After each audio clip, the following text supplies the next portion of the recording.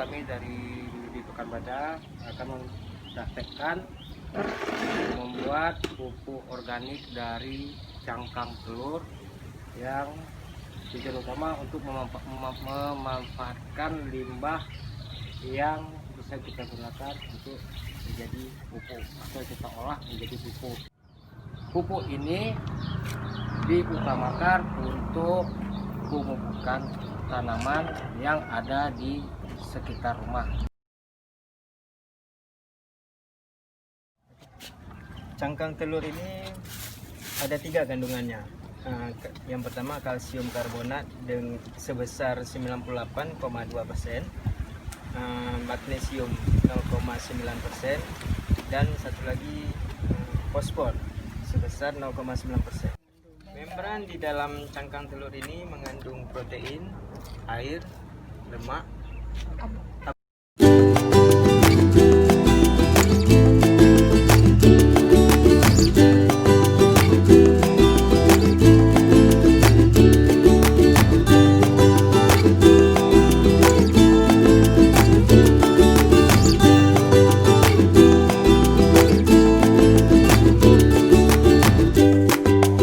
dihancurkan, cangkang tersebut dimasukkan ke dalam larutan air jeruk nipis yang tujuannya untuk menghilangkan karbonat di dalam cangkang telur, karena jika masih ada karbonat cangkang telur akan sulit terurai di dalam tanah. Inilah proses fermentasinya yang lagi untuk menghilangkan karbonatnya. Jika tidak lagi keluar buih, berarti cangkang tersebut murni mengandung kalsium.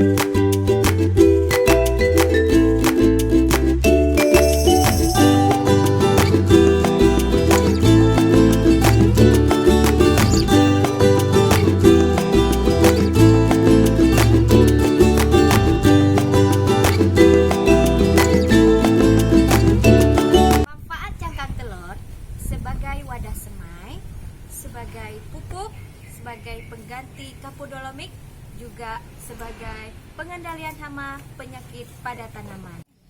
Cangkang telur berfungsi sebagai pestisida nabati yang dapat digunakan sebagai pengendalian hama seperti siput, kutu, kutu putih, dan kumbang. Demikianlah kegiatan kami hari ini, pembuatan pupuk organik dan pestisida nabati dari cangkang telur.